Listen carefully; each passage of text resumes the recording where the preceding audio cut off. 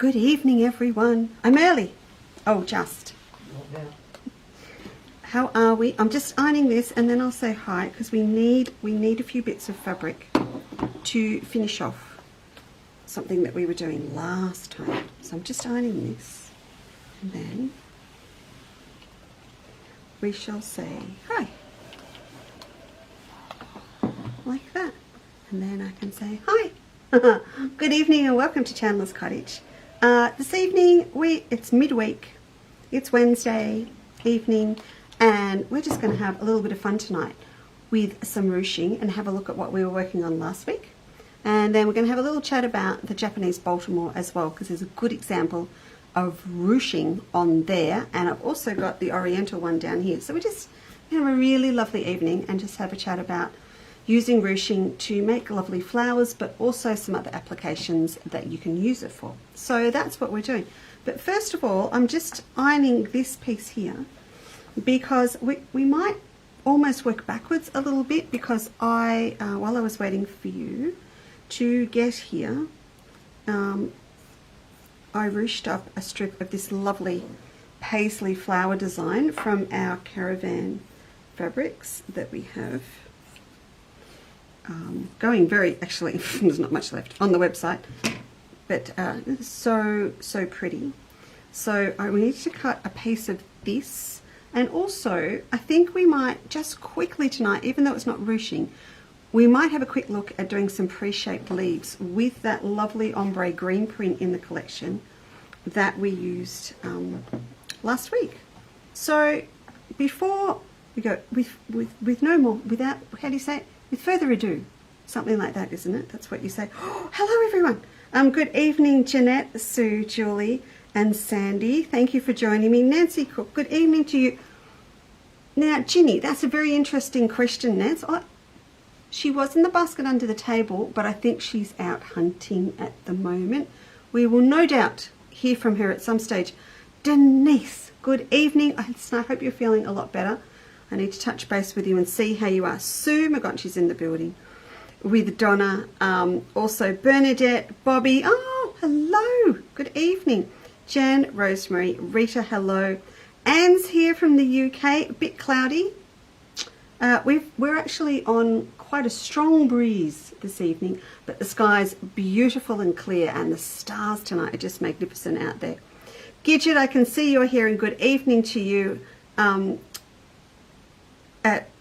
We're talking to each other already. Sorry, Gidget. But good evening to you. Julie, hi. Barb, good evening. Janine's here. And you'll see Rob's put up for me a little link to A Quilters Life. So you'll pick that up in comments. And if you're watching us on YouTube a few hours or a day later, I will pop that link in there for you as well. Just because we're going to talk about something coming up in A Quilters Life on the 1st of June. Okay, so I just want to tell my members or potential members we're thinking about joining about that. I don't know where to put you to have a look. Let's go back to where we were here. Do you remember we were working on this and we were doing some fun impromptu bag flap designing? So we did some, was it last week or was it the week before? I'm sorry, I don't remember. It was the week before, wasn't it? It was. Yes, okay, so we were doing impromptu bag flap designs from our satchel. All right, so I've popped the magnetic buckle snaps with the free pattern for our satchel under tonight's word, which is crooked, sorry, and Baltimore. So you can go and have a look at that and get an idea of which pattern we started with, and then you can work your way back through YouTube or Facebook and find the show where we talked about it. So we used the flap and we curved it all off, and then we did some pre-shaped reverse applique, and we did that with total support, or you can do it with freezer paper or something underneath. So that's all been done on the back, and then why you can't see it is we popped over the top of all of that another piece of the ombre from the caravan collection. So we've got that little peeper coming through. Then we used another one for our bias strip to come across for our stem on our flower. And then we talked about different flowers that we could put in here. So we could do one with pre-shaped petals, again using total support, or if you've still got some polyfuse, you could use that. And some Nuff Nuff, well, I don't remember if I did it on purpose or not. Maybe I thought I'd pop a piece of fabric underneath, but I thought this was an iron-off pen. Yeah, and it's not. So I'm going to have to put a new piece of pink underneath, which, look, it's going to take 5 minutes. It's not going to take long, but I'll just leave it like that for tonight. You can see I haven't got round to sewing this down yet. It's been sitting looking at me on my desk, but we'll have a little bit of fun with that. What I have prepared, and this is what I mean by working backwards, I've actually prepared a piece of ruching from this fabric already, so we can use this to form a really nice round flower to put in the middle of our circle that we've got here. So that's what we're going to do, and that's what this piece is for. So I've made my way all to the end of the ruche, and then this, we are going to spiral it up onto this, we want to call it a scrap remnant piece of the same fabric. And the great thing about doing this is that if you end up with a little gap or something, if you end up with a little gap or something where you can see through, you'll see through to the same fabric underneath. You won't see through to the contrasting pink, and that way you won't see it. So it's really nice to tack onto another scrap piece first, and then we can actually pop all of these little extra bits underneath, and it will help pad out the flower and stabilize it.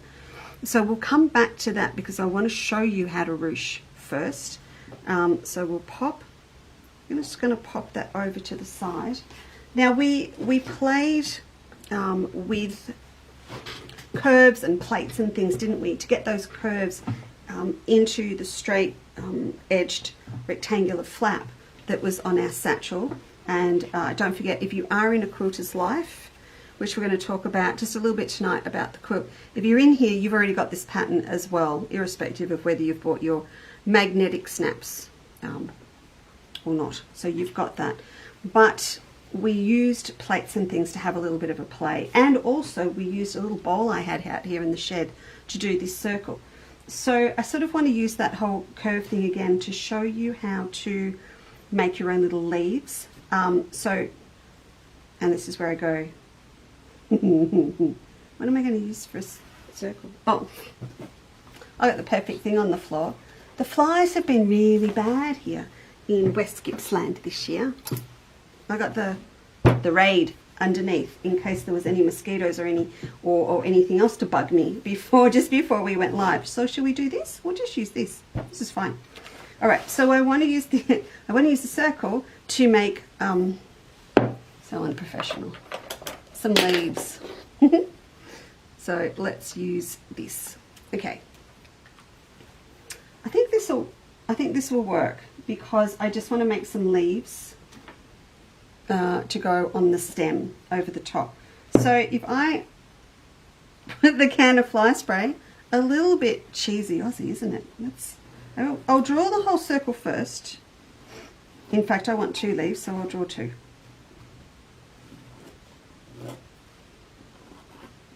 Okay, so we've got our 2 circles on there, and then all I'm going to do is come back and use a portion of the base of the can again. That was not the plan. Okay, and then we're going to draw it on like that.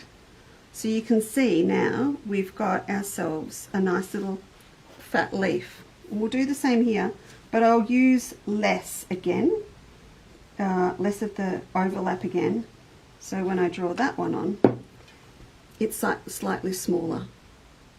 Okay, how's that? So now we can cut these out. Get rid of the can of Raid. Oh my. What did I miss? Did I miss anything? I don't think I did. Anyone else rock up? Oh, you're all here. Good evening. Hello, Jan. Janine's here. Robin's here.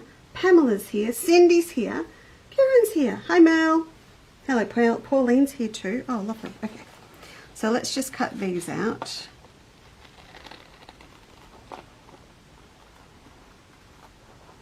Now, I must not forget, I'm going to say this now because just in case I forget later. A little bit different this week. We're going to have a show at 8 a.m. on Friday morning for Aussie, so it's going to be Thursday evening if you're somewhere else in the world perhaps. And that is on Anzac Day, so that's the 25th of April for those overseas, for the Australian New Zealand Army Corps Memorial Day. And so after you've all been to the dawn service, or you've watched it on television really early, we're going to have an 8 a.m. show on Friday morning. And on that show, of course, we're going to make a poppy pincushion. Again, for those in A Quilters Life, you're going to get that diagram pattern tomorrow, and then it will go out as a special offer for the diagram to anyone that makes a purchase from our Friday Anzac Day sale. So we're going to start with a big boutique sale on Friday morning, and there's a whole story behind why I'm selling these boutiques at this clearance price, but I'm going to save that and tell you about it on Friday morning. So 8 a.m. I'll be here, and then we are open for you to come and visit from 10 a.m. to 3 on Friday. There will be, of course, complimentary Anzac biscuits to have with a complimentary cup of coffee or tea. When you're here, depending on the weather, you can have it out in our under-shelter area outside. You can have it in the shop. You can take it around on the veranda if you like. For our gluten-free friends, I've got you covered, don't worry. And Louise. And yeah, so if you just want to come for a drive, you don't know what to do on Anzac Day, you can come and see us, and we will be open, and we look forward to seeing you. And if you can't, 8 a.m. we'll be here with that sale on Friday. And then because we are doing Friday's show, I'm going to take a little break, if you don't mind, on Sunday morning, because we had a massive Easter with Priscilla Bianchi here, and it was absolutely fantastic. But I do want to catch up with the kids on the weekend. So, and we've got a little bit of big stuff that we need to do here on the property on the weekend. So I hope that's okay, but I'm just going to have a quick break on Sunday, and then we will be back next Wednesday. So we've got Friday morning on Facebook, and then we'll be here during the day, and then I shall catch you next week. And we've got some new stuff for next week, so that's what we're going to do. It's all very admin. Meeting is over. Okay, there are my 2 leaves. So I want to do these from this fabric here. Good evening, everyone. From Janine. Hi, Janine. Thank you very much. All right, so you can see what we can do with this really cool print, besides what we did with the bias last week, is we could position our leaves over different areas because it does shade across. So if we have a look at what we're putting it onto, which is very, very busy, and you can see that variation in that there, I think I want to do a blue, like into this tealy green blue color, and then probably into the darker green, because it's going to give me the most contrast. It's really just still going to be subtle, but I think that will make a nice effect. So over on the back, I can still see through where that's going to be.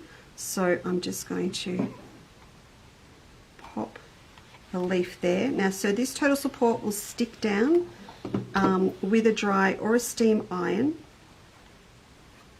I'll pop another one here. I just need to leave enough seam allowance area around them.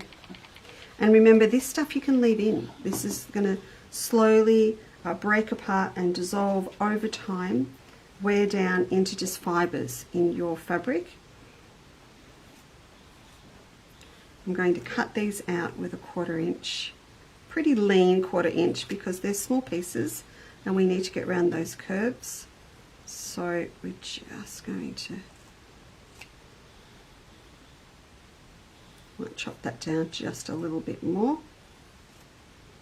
like that. I just thought this would be cool to do, to add onto this sort of little ongoing project we've been working on with different techniques.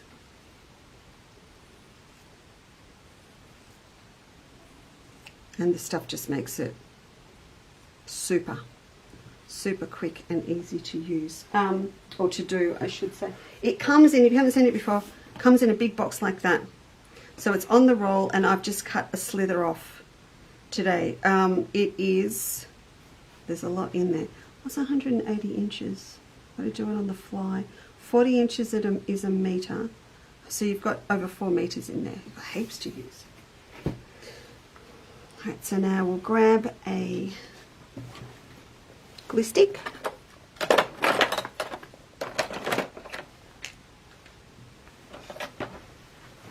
Hey Rob, in that... Rosemary's mum shared her birthday with my mum. Oh, did she?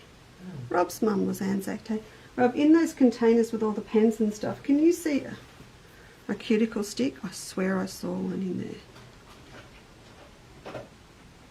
So I'm just going to pop some glue around the edge there. You got one? No? Oh, maybe I moved it. Doesn't matter. I can use this little satay stick. So we're just going to just glue. No. Nail file. Don't worry, Joe. I'm just going to glue. I'll do one of these to show you. So you just use a little pointy stick or something and your glue stick just to push all that over, and we'll iron that side down. Exactly what we did for pre-shaping our circle, but in reverse.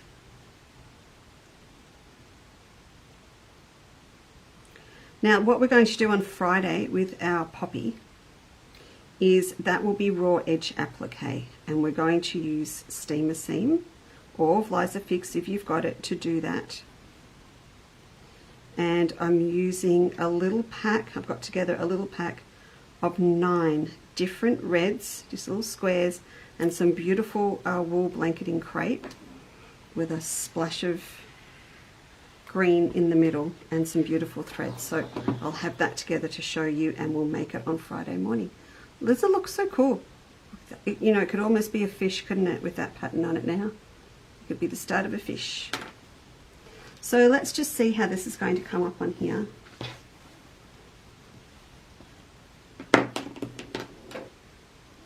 So it's sort of going to all be very ombre. It's going to have a lot of movement in it. This big green one I'll probably put somewhere like that so that there's no large areas of green underneath, so I get the maximum contrast.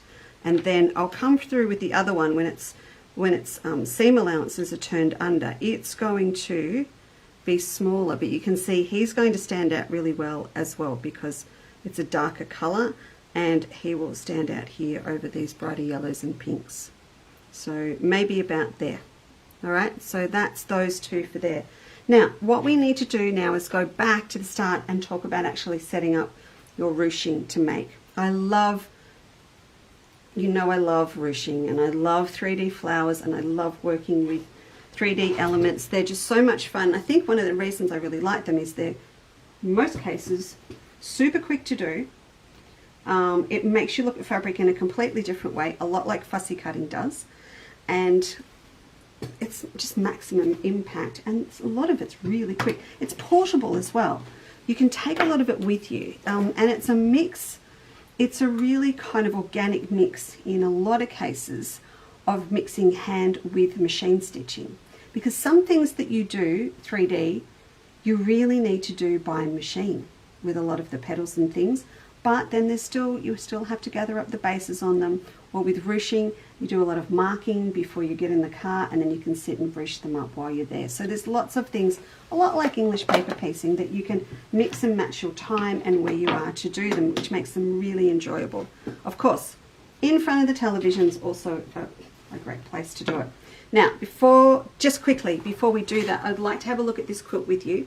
This is the Japanese Baltimore. So a lot of you will be very familiar with this one that we'll look at some of the ruching on, which is the Oriental Baltimore. After I did that one, I went off and I really wanted to do another 9 mon symbols, but non-florals, so no flowers this time. So you can just see the top. No, I'm not going to touch it. You'll see it another time. But up the top is a lot of applique. Now when I did this quilt, all the things that we use now, like Total Support, Polyfuse and that, they were not available. So I learnt to do them the traditional way. We had freezer paper, but we didn't have these great creative mediums that we can actually leave in our work. So mine is all, you can see those leaves up there, that's all traditional needle turn. The branches are pre-shaped and slip stitched on, and there's Suffolk puffs in there. This one I absolutely love, and the girls doing my geisha on A Quilters Life will know that I have taken a version of the money bags that are on this one, and we've used one of those in the geisha. Then over here, can you see it? Look, I'm going to have to drop it. Hang on a tick. Let me drop this down one so you can see the top. It's just not fair. It's driving me nuts. It'll be driving you nuts. There you go. Is that better? That's better. Now, so this is wheat, and they're all 3D petals. And then in the middle, this is the one that I really wanted to show you. So these are my cranes. Oh, it's amazing. I'm just thinking about how cool it is now with all these things we've got to use, like rinse away and total support. There's this extra stuff that we've got. Stitch enhancer, all those things are just going to make making things like this so much more enjoyable and quicker, and you can get a better finish. You don't have to be an expert at needle turn applique now to pull off some of these things. So with this one, really important to get this symmetry right, which we've got lots of better ways to do it than we used to have. And you can see that I have ruched here instead of flowers. I've done all of their feathers on there for the cranes. Then there's a 3D gong. I want to change the gong when I redo it. This will get changed quite a bit, but I did enjoy doing this, and it's actually bagged out and hanging 3D on the quilt. Over here we've got butterflies. Again, 3D stuff going on down here. Now I have to lift it back up now. So I'm going to go up 2 and hope it doesn't fall off live on Facebook. There you go. Did you get them in? Yay, we did. Okay. So down the bottom we've got some clover. So these are all Japanese mon symbols, which are like their family crests. So you've got that, you've got parasols, and then you've got some hemp down here as well. So you can see this one's sort of foliage and other objects rather than flowers. So there's that one. Then this one, this is the one that's got more ruching in that I want to show you. So this is the ginger block in the Oriental Baltimore. So you can see here, like this one, we've just used it, can you see? We've just used it for the spikes on the ginger flowers. I had to make a lot more kind of poetic license changes to the floral mons than I did with the others on the other quilt. And this is where we've got our large ruched chrysanthemum flowers on here. Now if you have a look at this at the moment, and you might not be able to see it through the camera, but there's actually 2 different yellows in here, very subtle difference. And look, over time this quilt has faded. There are 2 of these. The other one's in Spain with Maria, and this one is now quite pale in some of the colours. But you can see here I've got a darker colour in the middle, and I'm going to show you how that's done as well. And then in here as well you've got 3D clematis and other stuff going on. Cherry blossoms, we all know how to do those. 3D, okay, through here, very faded. It's faded more down towards the bottom because of where it has hung a few times in different shops and things, and the bottom has been more exposed to light through the windows. But there you go. So that's that big old boy, which looks like Jenny's been using that. So there you go. Now we're going to have a look at creating our own ruching also. And there's a couple of examples of fabric here that I wanted to show you. So one, and it's all about finding a fabric that works really well to complement a feature fabric or to use in conjunction with other ones. So this to me is one of my favorite combos in the shop at the moment, and it's my little through the year floral, and I've teamed it up with one of our favorites, which is 302. So this one changes color like that, wow, across the bolt. And you know that we've got our, a lot of you have grabbed our little fat quarter packs of the gelato fat quarters, and that's sort of I must admit, pretty perfect putting with this. But I love these two together because it pulls in most of the colours that I've got across here. So to me, if I wanted to make a little bag with this fabric, I would do my ruching in this, and then all I would do would be to team it up with a black as a contrast. So whether you're doing our little walker bag, the out and about bag, any of them, multi-pocket purse, any of those, then this sort of combo is going to work really well. So you can see that these colours are going to contrast really well against the black. So you could use this for your lining, as well as you could use it for sashing or anything, this one, and then contrast on the black, and then this is going to be your feature with it. So just as a general example. So I'm going to pop that one back there, and pop that there. So what will happen with this one, if we cut into this as a bias strip to use, it's so cool. What's going to happen is that we're going to get all of these colours through our bias strip, and so that means when we actually make up our flower, we can spiral it so that we go from purple in the middle right out to yellow on the outer edge, or vice versa. So you can get lots and lots of different movement to play with this. So I'm going to cut into one of these. Now the first thing you see I do, I sit it on point, and then I fold it up like that, because now I'm cutting across the grain. If I open it, I'm going to show you, I'm going across the grain, I'm not going with the grain, and that's what we want to do, like you do with any bias, so that you get really nice movement. If I was to cut this on the straight, I would still be able to do this to an extent, but I won't get these beautiful rounded scallops that I get on the ruching, and you won't get as much movement to turn and spiral, particularly if you want to really get a nice tight locked in spiral with your ruching. So we're going to cut across here. Rule of thumb with ruching, a classic ruche to me is 2 inches wide, because when we fold in the edges it will come down to 1. So that to me is a classic. I do lots of smaller ones, like the photo that we had I put up as the promo for tonight's show, little picture. That's a much smaller one that's on my applique sampler.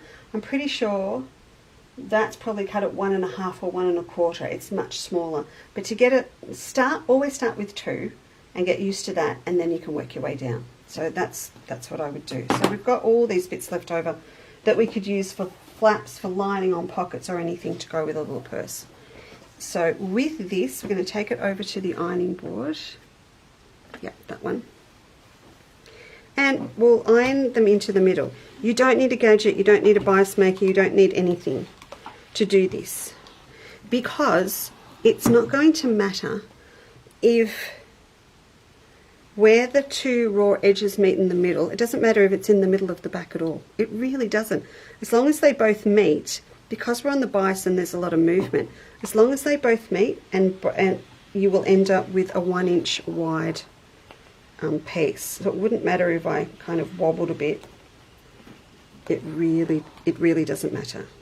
I'm just going to iron this one in. Lots of steam. You want a really nice permanent press. And a little tip, if you're doing a whole heap of it, to take on a trip with you, to sew on the plane, whatever you're doing, what I would suggest to do is roll it round a small cylinder, like a toilet roll. Yes, that's what I'm thinking. Or around a piece of board. I prefer a roll, because then you don't get any creases in it. Because it is pressed on the bias, over time these will flip up. So to avoid that, just pop them round a small roll. You don't want to take a toilet roll on the plane. Maybe a post-it cylinder, like a postal cylinder or something, and pin it on, and then it will hold its shape until you're ready to ruche it. There you go. So that's all done right across there. And this would be huge. This would be a beautiful, huge flower, like the ones that are on my Oriental Baltimore. So I've got that one there. We'll have a look at that one. But you can get an idea of how it's going to work. I want to show you another fabric though too, because you can tell I get excited over ruching. What you can also do as well, when we gather it all up, you get an intensity of colour and design, literally, because it's all gathered up like you do with smocking. So if you have a look at this one again here, oops, I'm not in shot, there you are. You can see we get more colours and everything going on because it's all ruched up. It's pretty much doubled up together. That's what's happening. Evening, Sylvia. That's what's happened there, okay? So have a look at this. So isn't that psychedelic? Jason, it is an amazing fabric. I'll just lay it out here so you can see it on the bolt. And you can see it's quite dark, but it's got all these splashes of colour through it. Just fantastic. So think about it. When we ruche, I'll hold it up here. When we ruche this, it'll be really interesting to see what happens if we get this real intense colour or whether we get more black. So we're going to find out. We're going to do that one. But also, look, he so goes with that. I'll show you here. So the other thing that we can look at doing, perhaps, just saying, perhaps, is we could look at doing a couple of flowers really nicely on a walker bag or an out and about bag, something like that, on a cushion, purse, whatever you wanted to do, where you would have one ruched in this and one ruched in this and put them together. You could also put them on a quilt where this is your block background and this is the ruched flower over the top, and then reverse it around that this is the background and that's the ruched over the top. But when you get a combination like that, I'm sorry, it cannot be ignored. It's amazing. So let's have a look. You know, you can, this fabric's insane. Look, I could even run this one that we've already just done over the top. I don't understand Jason's brain, and just does my head in, the man. So anyway, let's have a little play, and if we put it next to the black. Wah! I have not tagged Black Magic tonight, but just put Black Magic in the search window and that's our solid black we use from Maywood all the time. So we'll come back here. Now I did the full shebang, so you know, corner to corner on a fat quarter, and this came out, it's huge, it's about 26 inches across. So that's going to be a really big flower. If you don't need your flowers to be, you know, saucer size, then you can look at doing shorter pieces of bias. And what I suggest you do, I like about an 18 inch to a 20 to get a full flower. This one here's, you know, that one here's this size. I like that, but it doesn't mean that you have to have 20 inches or a half a metre to cut it from, or a fat quarter to cut it from. So what I will often do is, if I want, even if I just want 16, if I put my ruler on the diagonal here, I can get a 45-degree angle here, and that is only 12 inches. So a 30-inch piece, no, Leesa, it's late. A 12-inch piece, which is 30 centimetres, is still going to give you a really, really nice flower. I'm just going to take that off there. And then I'm going to open this up and do the same as I did before. So that's out straight. I'm going to pop it on point. I'm going to fold up this edge like that. And I'm going to cut something a little smaller. I'm going to go to 1.5 because I want to show you the difference that we get. So this one, 1.5, like that. Now I haven't got all the colours in now, but what will happen is I work my way up. I'm just like seeing how they come out now. as I work my way up towards the center of the fold, here's what's going to happen. We're going to get strips that all vary slightly in their colors, and that will continue as I keep going up. And that's so special because if you were to make them all up into flowers and cluster them together, all of them are going to be a little bit different. And of course you can start by winding them from the yellow through to the pink in the middle of one, and then reverse it for the next one so they look really cool next to each other and you get a good contrast. So I'm going to leave those there. That was just too much fun cutting into that ombre. Naughty me. That's going in my stash. That is not going in a Pam Creative pack. That's definitely going in my stash. So I've got those three here, and we want to cut one from this as well. This one, I'm going to cut this one at the 2-inch again, because I have a feeling this might be this will be sort of the main flower look, and then the smaller ones can cluster around it. But we don't need it to be as big. So let me just see, when I cut through this, I'm still going to have a 20-inch long bias strip, even from this shorter bit at this end.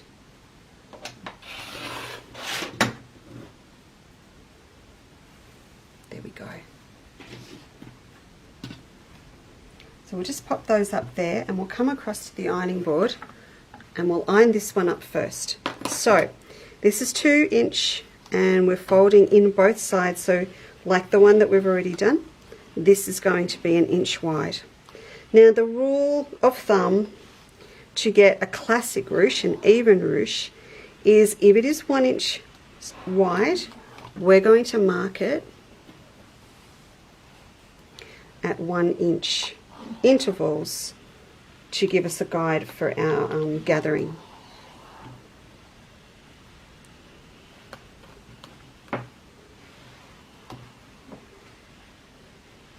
So you'll get the feel that, okay, I'm going to do my ironing in front of the television, then I'm going to sit at a desk and have a cuppa, talking to a friend, and mark them up, roll them around a tube or pop them around a piece of cardboard, and then they are ready to go with me, or inside a book, just something to keep them flat. Then they're ready to take with me wherever you go to gather up. Then you just need a needle, strong needle, thread, and a pair of scissors. So that's that one. Now these ones are smaller, so this is going to give us a smaller ruche, but we'll stick with the classic. So this one was 1.5 wide, so it's going to be 3/4 of an inch when it's finished, and then that means we're going to mark it at 3/4 intervals.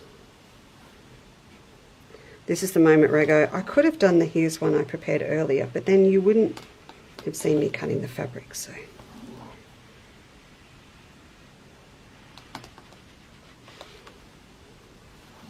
we go.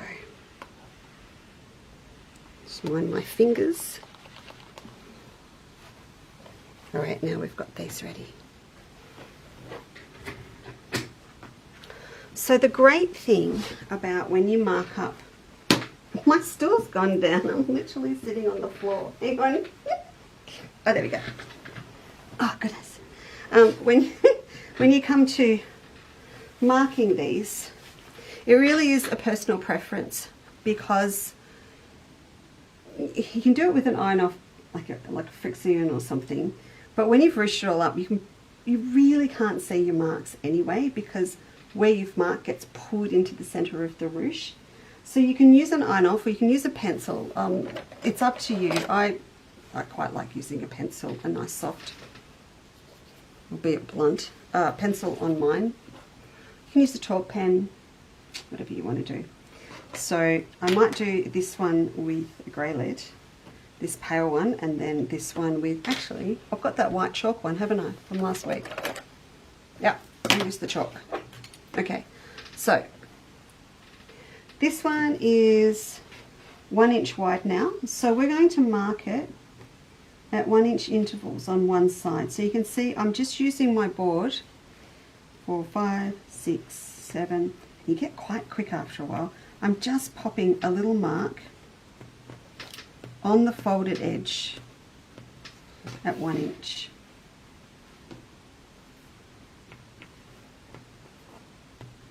Ruching makes beautiful lavender and wisteria. If you use a pale mauve or an ombre purple or something, it looks gorgeous. Gorgeous little short pieces of it. And also in parallel rows together, the best Banksias. Do you remember we did them in the calendar? Was that last year? The year before? I can't remember.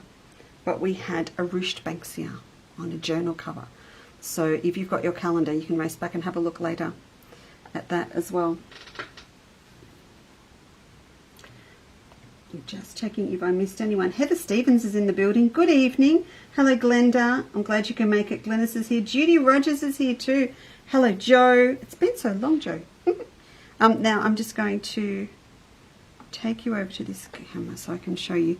Can you see that? Can you just see those little marks down on this side here? Okay, now we're going to do the same, but we're going to do them in the middle of the first lot. So I have my first 2 marks here, and now I'm going to mark here. I'll give you a close-up when I've done it. So just in between, I find you really don't need the mat for this, or a ruler. You can eyeball the middle between the 2 on the other side.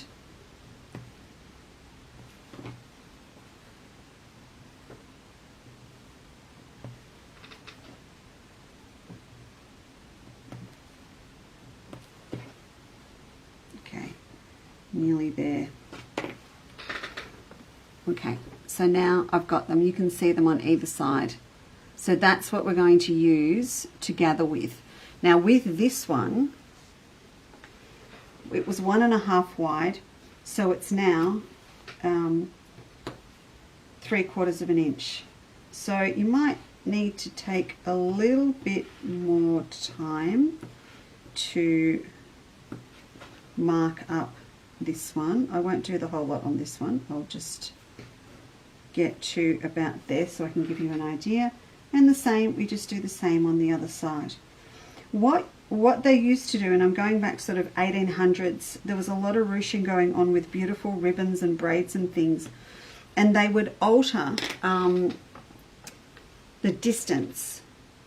So they wouldn't stick with the rule of thumb. So if it was 1 inch wide, then they might mark it at 2 inches, and therefore you'd get these longer scallops.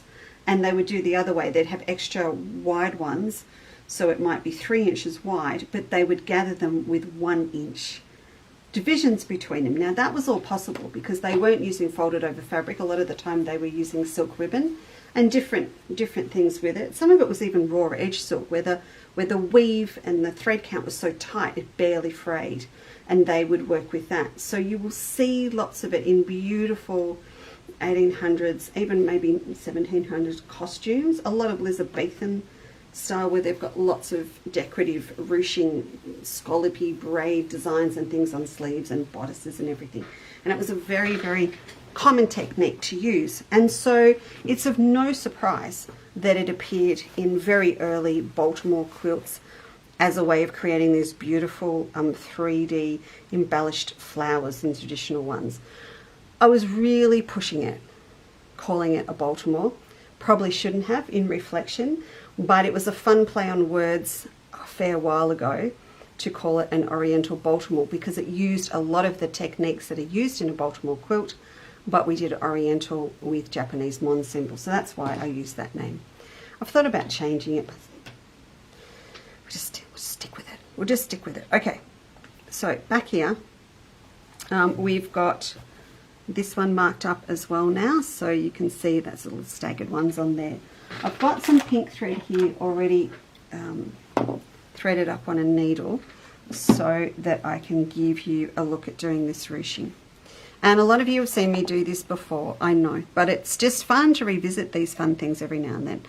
So we're going to go in, I'm going in just before the fold on one side, and I want to set up that habit, okay, of stopping before the fold. So if you have a look across there now. You can see I'm not using tiny gathering stitches. They're in fact about a scant quarter of an inch apart, and I'm stopping just before the fold. I want the needle come up before the fold, and then I'll pull that through and I'll give it a tug so I know that it's all good. I'm going to turn it around the other way, and now the thread, it's sitting here, it's actually going to go underneath, and I'm going to start just in from the edge on the back and work my way across.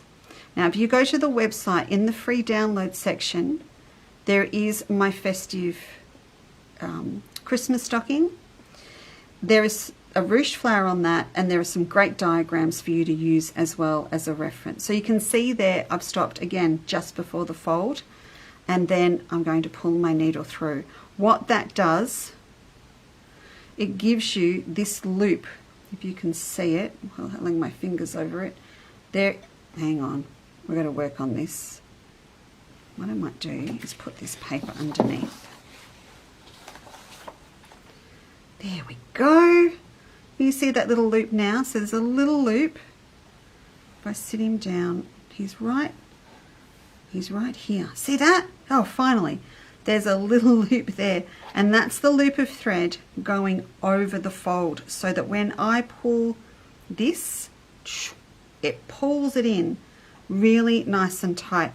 And I may say, having ruched a lot of fairy frost in my time, ruching Jason's digital prints, oh, it's just beautiful. It's like, well, it's like ruching Liberty Lawn, let's face it.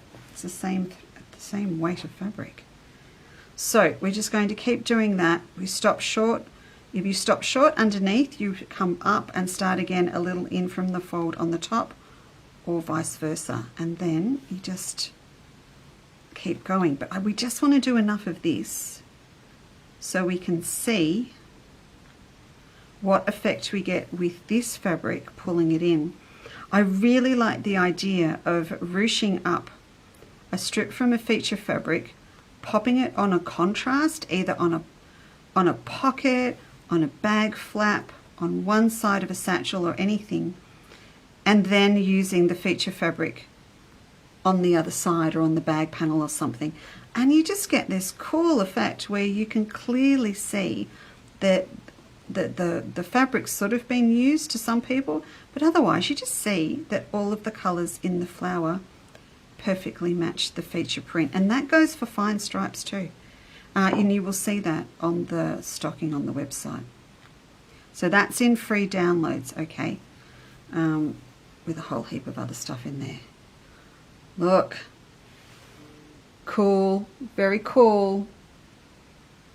So we're going to get this, it's almost like a tiger skin effect, isn't it? Or a leopard skin, I should say. All right, so this one's going to look like that. Cool.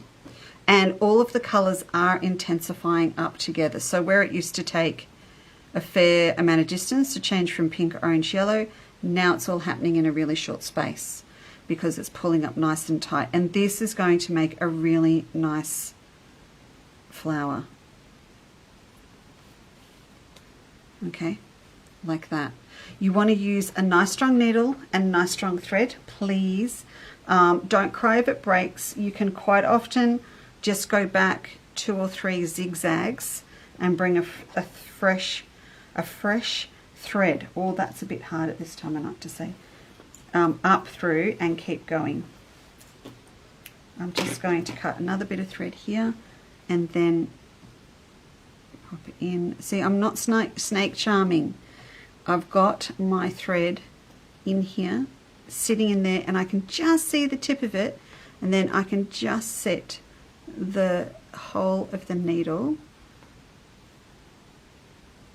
over the top and thread it through. So it's really like just creating your own human hand needle threader, but no doing this, okay? You're just not going to get it through. I see people sitting there trying to get it to go through like this.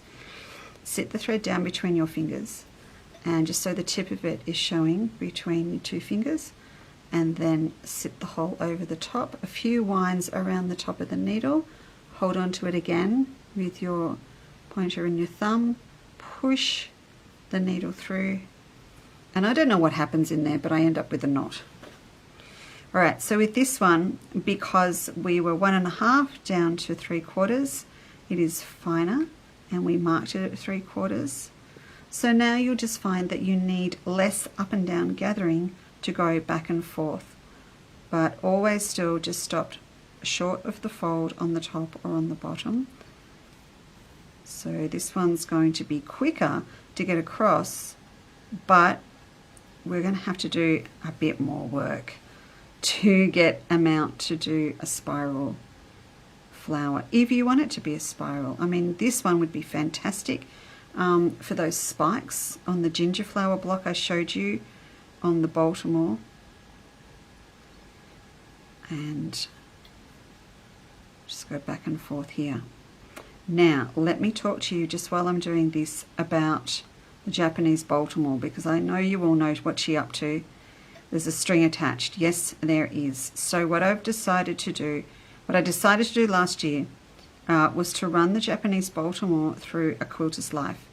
And I am about a week of finishing my geisha and finishing that up for those that are waiting for me on A Quilters Life. And then on the 1st of June, we're going to do this quilt together in A Quilters Life. So you can see there's lots of different fabrics in it, and you can work from your stash.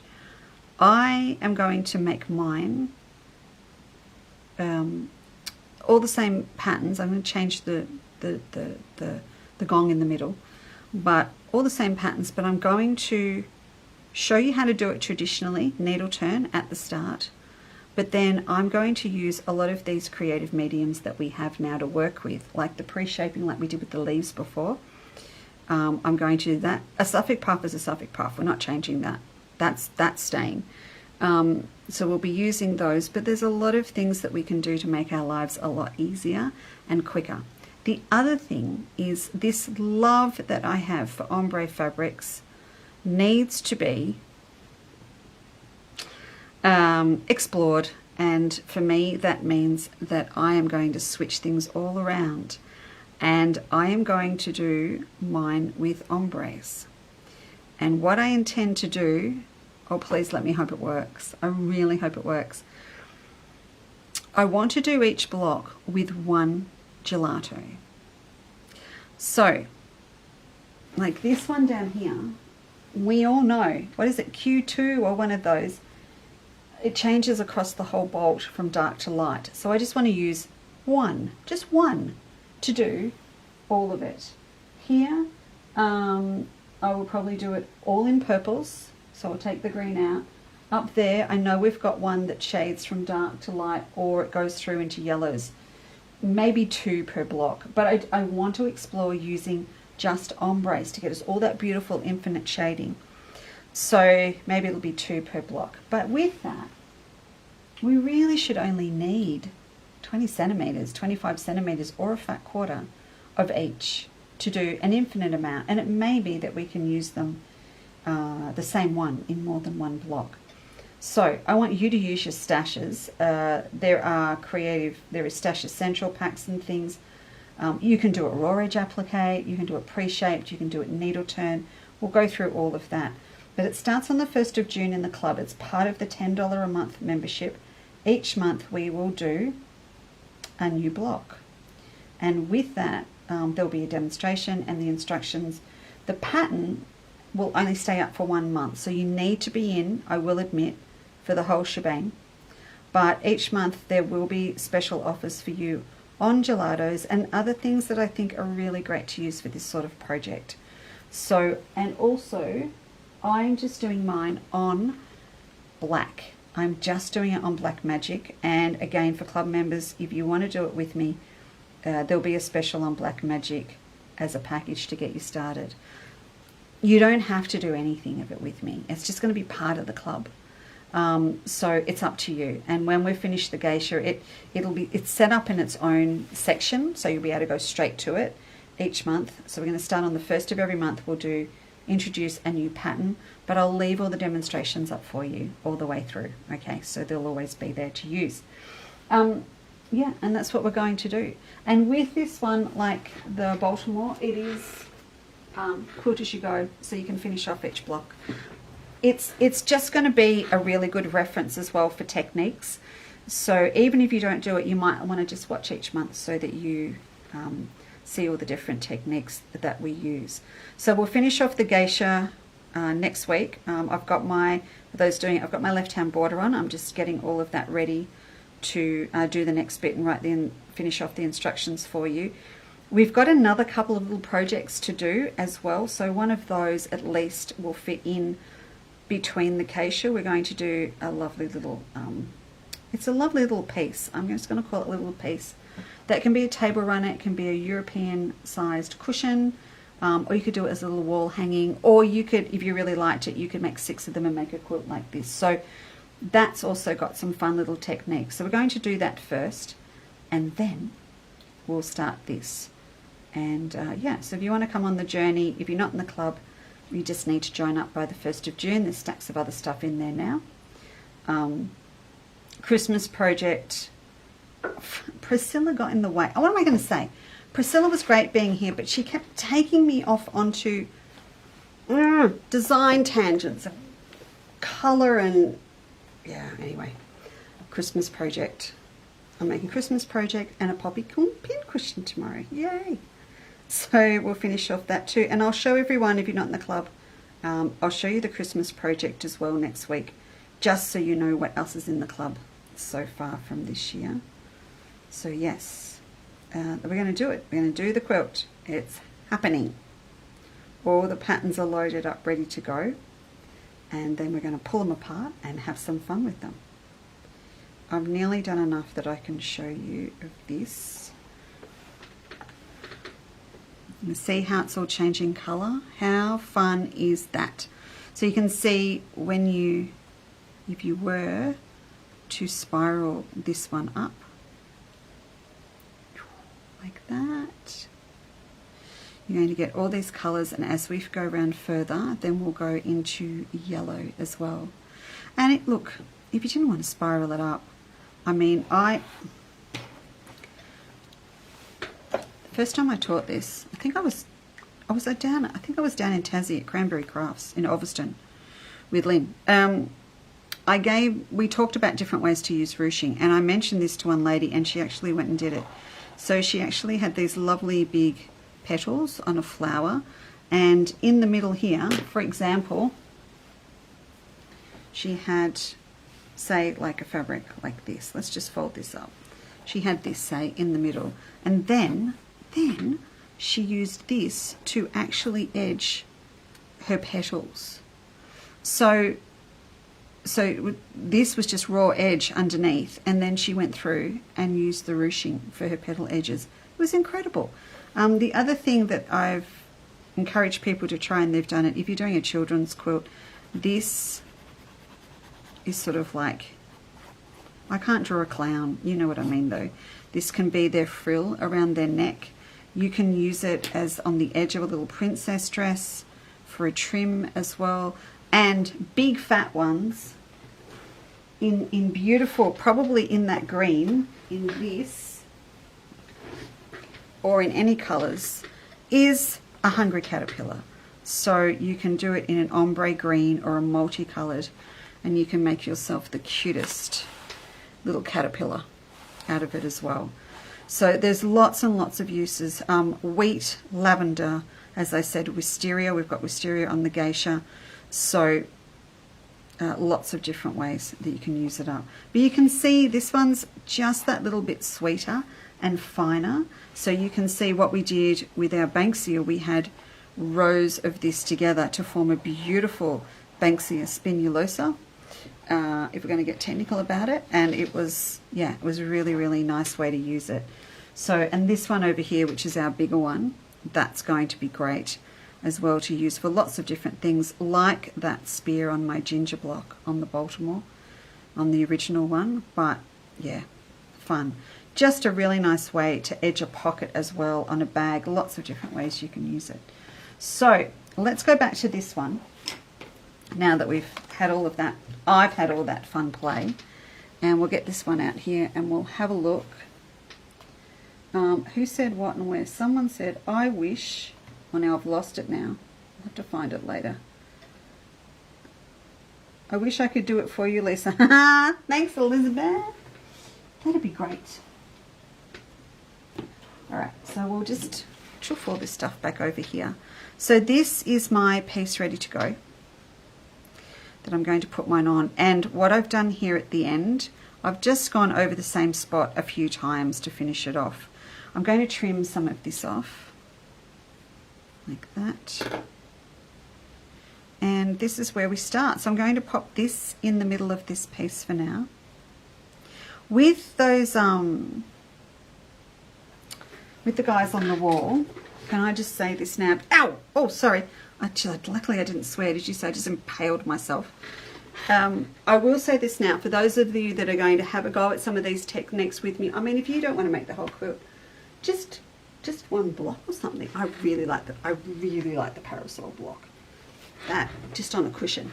So cute. But if you do it, I'm going to tell you right now, I'm not happy. Come and do the quilt with me. Join the club, but I'm not happy with it. These need to be smaller. So the width that I cut these, I think these are really big. I think they may even be 2.5. I'll check the pattern. If you want them big and fluffy like this, then that's fine. But I think they could be just a little bit finer. You know what it probably was? I was probably on a deadline. Am I bleeding now? I was probably on a deadline. I thought the bigger the ruche, the quicker it's going to be to get it done. That was probably what it was. Who knows? I don't know. Deb Burt, I can see you're watching. Good evening. And 4 weeks Saturday to the Creative Escape. To the first one for the year. Okay. In the middle, I'm just going to use some tacking stitches to hold it, secure it in place. So no matter what the shape you're doing, this is what we do. Now with the cranes, we actually draw the shape of the wing onto the background piece and we literally fill that area in. But if you're doing a spiral, you can just get started and work your way around into a circle. So now that that's secured down, I'm going to immediately start quite firmly twisting our ruche around. It reminds me a lot of basket weaving. And then we're going to put our needle up sort of so it sits in one of these little folds in the ridges, and it's super easy to hide your tacking stitches in the folds of your gathers. There we go. So I'll keep pulling it around, and I could give you guidance all day long on how much and where to tack, but you will find it's pretty straightforward, and you'll think, okay, that bit's sticking up a bit, I need to secure him down. So you can see there's a little ridge. There's a little ridge in there. Can you see that? Just a little ridge in there. So I'm going to stick my needle back in there and push it down, and then all my tacking stitches are just hidden. So we just keep going round, and eventually you come round and your ruching will hide that little piece that we had at the start that I cut off. So you can see there's so much that you can do and prep and then take it with you as a little portable project. You don't have to think, you know, it's just like whip stitching. You don't need pins, you can just take it and do it anywhere. Well, maybe not quite anywhere, but definitely in the car if you don't get car sick, on a plane. Just take your lengths of thread already cut, so you don't need scissors, or you take your little pack of dental floss in the caravan.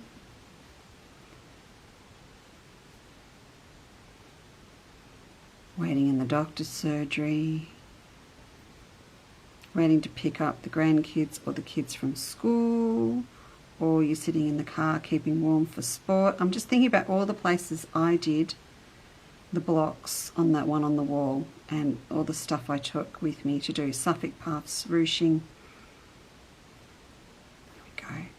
So I'm getting there. I might need another bit of thread.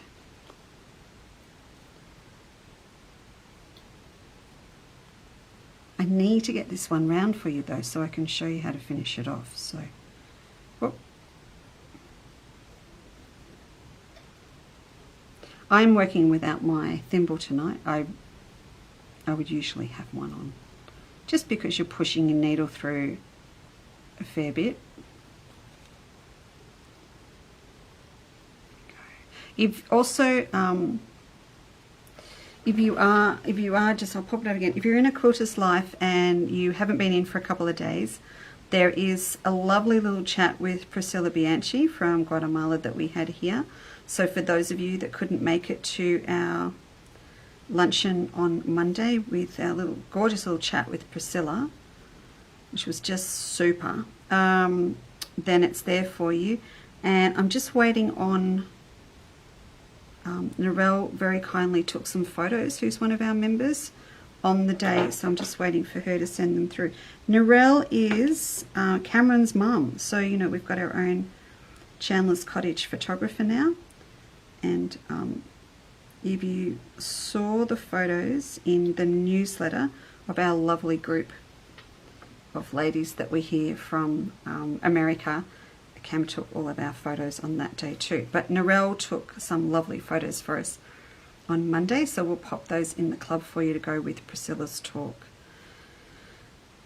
But it was just, it was really nice catching up with her after a whopping 19 years. We haven't seen each other in person. Can you believe it? We've been mates all the time, but we haven't caught up. We didn't cross paths in America at any stage or anything. Quite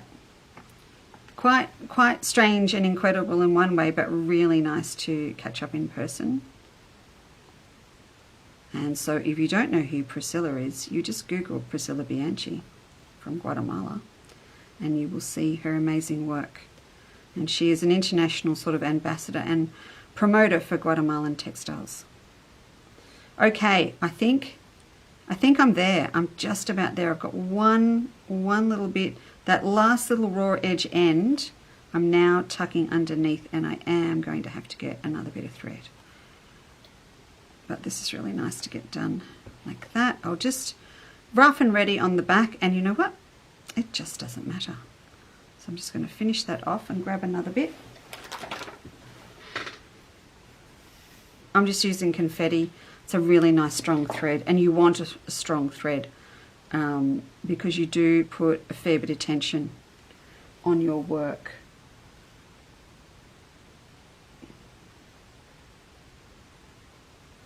Bit of a wind. There we go. Okay, so can you see that? So it's all ruched up. And now, here's the fun bit. We can tuck all of this underneath like that, and that will end there, so it's all under there. And then I'm just going to keep going, and I'll do some extra little tacking stitches, and when you come back the second time round, you'll see if you've got any edges kicking up that you perhaps want to tuck under, or they're sitting up higher than some of the others and you want to flatten them out a bit. So I can see a little fold here that's sticking up too high. So I'm going to use this tacking stitch as an opportunity to pull him into line. There you go, and this little bit here that was my raw edge from the end of the bias strip, I'll use another tacking stitch to secure down some of the folds, but also tuck that underneath. And then all of a sudden you've got this sort of really sturdy flower. And so the great thing about these is when you've got them made, you can make them all and keep them separate to your quilt. And just literally when you go to put them on, it's like arranging a bunch of flowers, and you can decide if you're sort of designing freelance on your own, you can decide where they're going to go when you've made a whole heap of them. But you can also just get them ready to put on. One thing, and particularly with quilts like this one here at the back and the other one I showed you, a lot of the time it's a really good idea to put on the 3D work after you've quilted it, because sometimes it can be a challenge to get up close to the flowers and get round them. So a lot of the time I will quilt first, and then I'll come back and put these on with some discreet tacking stitches when I'm finished. So you might want to just don't get too carried away and start putting them on a quilt everywhere. You might want to just stop and add them afterwards. And a little hint too, when we do a new block of the month later this year that I'm doing with the pink pastel-y colour of my little print I showed you tonight that's on an ivory background, we've got some ruching to do. We've got some flowers going on, like these ones, a little bit smaller on that quilt as well. So you might want to brush up and have a little bit of a go now. So you're ready to go. Let's have a look and see how it's going to look on here. So please ignore my texture marks, but you can see that that's going to sit very nicely on there. And then we're going to have all these sort of different little techniques going on to add to interest. So we're going to have our reverse, we're going to have our pre-shaped out curved edge flaps, got that way, and then we've got our reverse appliqued circle with a contrast underneath, and then we're going to have our bias strip come across, and it's going to come from this background onto this background, which will mess with people's heads just a little bit, and then we can pop our leaves on here as well, just to give it all a little bit of interest. It's very busy, of course, with this fabric that I chose for the flat, but I just couldn't resist because I love the complexity of it. I'm going to tell you one little extra thing that you could do that would mess with people's heads. Just a little thing, just a teeny weeny thing. If you had a little bit of another fabric from this collection, or perhaps another little bit of the paisley here, what you could also do is just put a little curved pre-shaped bit, a little bit like this leaf, under here. I just lift this a bit. If you wanted to, just pretend that this is this fabric here. You could just have a little peeper of another flower coming through from underneath, or perhaps another leaf over this side. That's going to mess with people's heads because then they go, what did she do first? I don't know what she did first. Did she do this, this, this, or this? And then you are in the world of amazing reverse applique artists like probably my favourite is Robin Falloon from here in Melbourne. So I used to stand and look at her quilts and go, what did she do first? Was it that applique onto that bit that sits under that bit? And when did this bit of woven bias come through? I love looking at quilts like that really make you think. But you can do your own little thing here. So you could have another little peeper, little flower coming through under here. Maybe just one little bit of ruche, and you could flatten it out. Can you do that? Let's just see. Let's just take this bit. Let's just, come on, let's just quickly, just look.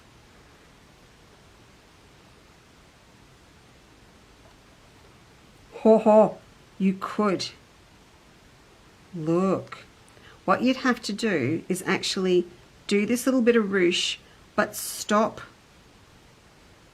there. So where the end is here, that's flat, that's going to sit there, and then you just have that much like that, and then that would be flat there, and it would look like there's another flower coming out from underneath.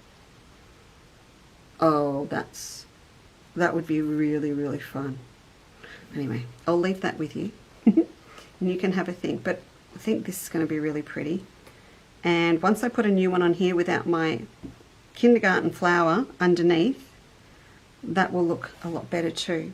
Now, what I said about leaving this flower until you're ready, I actually do think that we need to add this flower after the whole flap is finished, when there is rubber foam batting or palin or any of those things that are going to make it nice and firm and give it some body underneath. Then we put the flower on. Otherwise, this is quite bulky and a little bit heavy and quite stiff, and it's going to distort this flap while we're working with it. So we really need to finish off the whole thing first, and then we'll use some little tacking stitches to put it on. What I think is always best to do too is you can tack through the middle, but what I would do first, I pin it in place, and then I come through and I use a tacking stitch or really a little slip stitch, and I will go around and secure down each of these little scallops right around the edge. and then if it needs it, a few little tacking stitches discreetly through the middle. That way you don't get any of those raw edges kicking up over time, and you can't see what we've done underneath, which is padded all out with that extra bulk from the scrap little flap underneath. Because if I hold that up, you can see it's quite domed now, so it's going to sit like that. Right. What did I miss? Did I miss anything? No, I don't think so. Julia Morrison, if I missed you were here before, welcome to Chandlers Cottage this evening. Hello, Sue. Good evening. Liz Daiwa. Oh, Wicked. No, not Wicked. Not Wicked. No, Priscilla's Wicked. Oh, I got up to no good yesterday, thanks to Priscilla. You will see over the next couple of weeks what I got up to. Anyway, even my mum's just... because mum and dad came up for Easter for Good Friday, and mum said, I went home and I looked at the taupe cushions on the cream cushions on the taupe couch and went, oh, they got to go. So she's now doing teal, I think, teal and black or chocolate brown, and that was just from having lunch with Priscilla. And I had all of Easter with her, so she's in my head now. And she should just about be home. 33 hours? Oh no, she's nowhere near it yet. Is she? 11 o'clock yesterday to 11 o'clock today. Oh, she'd nearly be home. I will get a WhatsApp message when she's home. So she's not far off being back home now in Guatemala. So anyway, there you go, everybody. So I hope you've... just a little fun evening. Just a fun one. Anything that I've talked about... oh no, I missed one. Anything that I've talked about tonight, I have popped up under the word Baltimore. So you just put that in the search window and you will find it. And if you want to join A Quilters Life and just check it out for a month, it's only $10 a month, and you can come and go as you please. So $10 to get in and find all of the patterns and everything that are in there already. That's up to you. Otherwise, you might like to do the quilt on the wall with me, and we are starting on the 1st of June, and you need to be in 30 days, says September, April, June, by the 30th of June to grab the first month's pattern, which is a really important one to grab because we're going to do a lot of the setup and talk about lots and lots of different applique techniques in that one. I put this up tonight as well because if you were going to just try a little project with ruching, then my suggestion would be a coin purse. And I've made lots of these. I can't find one for you because I've given them all away. So you get a little metal frame in here. We've got them in silver and this antique gold. And I'll just show you, this is the shape of your panels that you use. Super easy to do. The pattern all comes, of course, you can see with the frame. But this shape is great to make a little purse. So you can see it comes in, so it's wider here, so you get this lovely full purse shape when you make it. But here, my friends, is where you put one of those, and it just looks lovely. So if you have this on one side with a nice contrast, and in this case, I mean, my goodness, it could just be pink, it could be blue, it could be denim, could be anything, and then you put this feature print on the other side. So you're going to need literally just a fat quarter, not a lot at all, to do that, okay? And then you're set to go, and you can play. So these are usually $7.95, and through until the end of our Anzac Day sale, which will finish at midnight on Sunday. Remember, I'm not here Sunday morning, so that will be Sunday. You can grab those, and they make lovely gifts. Okay, so that goes with that. Now, are you all still awake? Are we all still awake? I hope so, because now that we've done all of this, I want to take you back to what I showed you a little while ago with that chrysanthemum. And with that, it had 3 different fabrics in it. So I want to show it to you, but we're doing more than that. We're doing 6 different fabrics. Can you give me just 1 second? I'm as dry as I don't know. Just give me 2 ticks. I've got to grab the water. I need water. I'm not going to make Rob come back out to the shed. Oh, Robbie, if you're listening, I've just found the date biscuits that I bought you at the Dandenong Market yesterday. They're in the shop shed fridge. She just walked in the door. Hi. I found your bickies. They're in that one. Remember I said I'd bought you some date biscuits? Okay. Right, they're in there. So, let's have another look at this. And I'm actually thinking when we do this one, we can ombre it. Can you stop scuffing? What have you got on your feet? We maybe will pre-piece it if we don't find the ombre we want. Oh, well, we're going to have some fun. Okay. Remember this one I showed you before? There are actually 3 different yellows in here.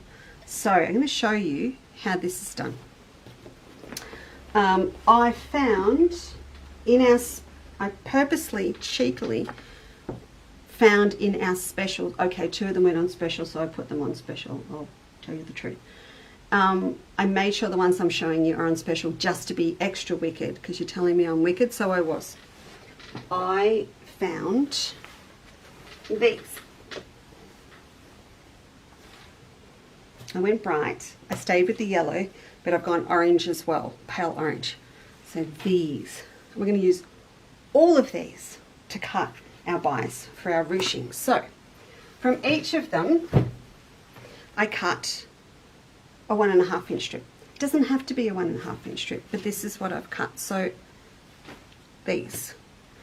And I wanted to do them this small because I thought, well, what if you've got scraps left from a quilt and you've got 10 different reds or 10 different purples or 10 different, different things. I don't know, different colours that shade or contrast or anything, because you don't really need a lot. So I cut 6 1.5 inch strips. Now, these were the full width of the bolt, I'll be honest, and I have cut them in half on the fold. So now they are just 1.5 by about 21, 22 inches.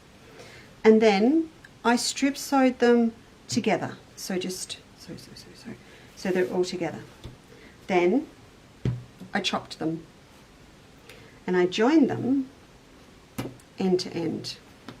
And this is what we got. So you can see here that they're all joined and you can see they're repeated. So you can see the straight edge. I've left the selvages. I chopped on this end and then I brought it down and sewed it on down here. So now I've got this pre-pieced fabric or block, if you like, to cut my ruching from, and that's how I did the chrysanthemum. We had 2 different yellows that changed colour, and then we have a darker one on the top, and that's how we got our centre nice and dark, because the tip of it was in the dark colour. So you're literally, I suppose, creating your own ombre or fabric or stripe or whatever you want to call it. If you decide to have a go at doing this, there's one little tip I want to give you as well, is iron your seam allowances open, and I would do it as you go. So sew them together in pairs first and iron. It's much easier to do it that way than to do it when you have got them all together and you're trying not to kick up seam allowances on the ones next to it with your iron. Also, you know how it goes. When we did the Midnight Melba, when we worked on the checkerboard border, when we started that, we talked about, this doesn't have to be as accurate as seam, but always remember to set your seam first. So when they're still like this, when you've just sewn them, press it first before you open them up, and so you get all of your threads to nicely interlock together. So that's what I did with those. So you can go through and find all the stuff you've got. What if you've got a whole heap of pretty red and gold Christmas fabrics left over and you can make big red Chrissy flowers? I mean, that just needs to go on a little background as a Christmas decoration, doesn't it? Okay. So now that that's all together, I'm going to turn it on the point and we'll do it here. So I did 6 fabrics and that has given me a good 16-inch flower on the bias. So I'm going to cut through like that and chop, and then I'll do the 2 However, I think you could probably go a little bit smaller. So go there. So can you hear that? You need a really good sharp blade because you're going to through all of your little seam allowances there. Okay, and then that will come off there. And there you've got it. So you've got your pre-pieced bias strip to use. Pretty funky.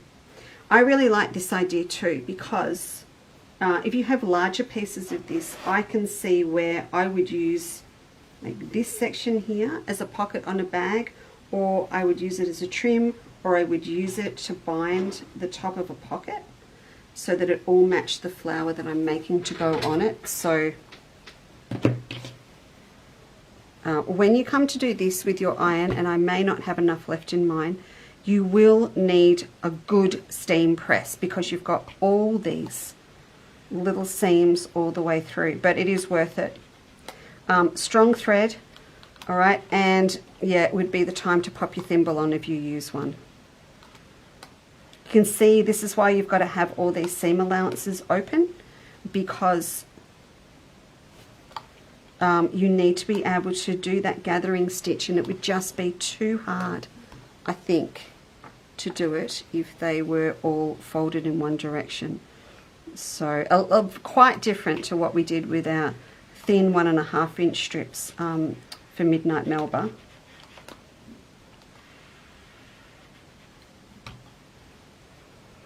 We might mix things up, folks, and we'll work on Midnight Melba next Wednesday night, hey? We'll come back to our quilts again because I know what we're doing Sunday week.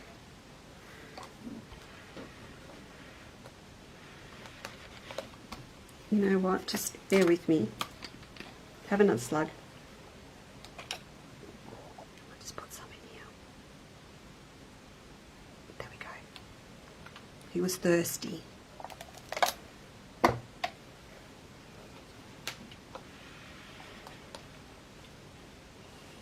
That's better. Can you hear the steam? There you go. All right. So, there you are. Now, one great thing about this, I will show you, is that if you do this, have a go, you'll see you don't actually have to mark your bias strip because these are an equal distance apart and this side sits in the middle. So it's 1.5, but I would have a go and see what you think, because if you didn't need to mark it, you can sew across here to here to here to here to here, or sit it in the middle so that you're not cutting over the seam. But look at that. How fun's that? Even if you just want to use it as it is for a trim on something or a stem on something with your leftover greens or anything like that, it's a really lovely way to make up your own custom bias strips so that you can use them anywhere you want, like that. And that is going to ruche up beautifully. So I will have that ruche for you when I see you next week. We'll pop in and have a look at where I'm up to with all of these on Wednesday night. And yeah, I think we'll come back and work on Midnight Melba next week on Wednesday as well. So we'll be really busy. In the meantime, I will see you at 8 AM on Friday morning. It's not long. It's just, yeah, about not long at all. What have we got? Today's Wednesday. Oh yeah, it's not long at all. I'll see you really soon. It's less than 48 hours. So we'll get together at 8 AM on Friday morning, and we're going to make a poppy pincushion because it's Anzac Day, and we'll have all our beautiful boutiques here on the stand for you to see that are on sale. And then if you like, you can come down and see us from 10 till 3 in Drew and South on Friday, okay, for an Anzac biscuit and a cuppa. All right. Thank you so much for joining me this evening. I've had so much fun, and I hope you've got a little bit out of it as well. And you can take it forward and use it. And yeah, if you want to have a think about joining me in A Quilters Life from the 1st of June, we're going to have some fun together this year making this quilt too. All right. Thanks everybody, and I shall see you very soon. Bye for now.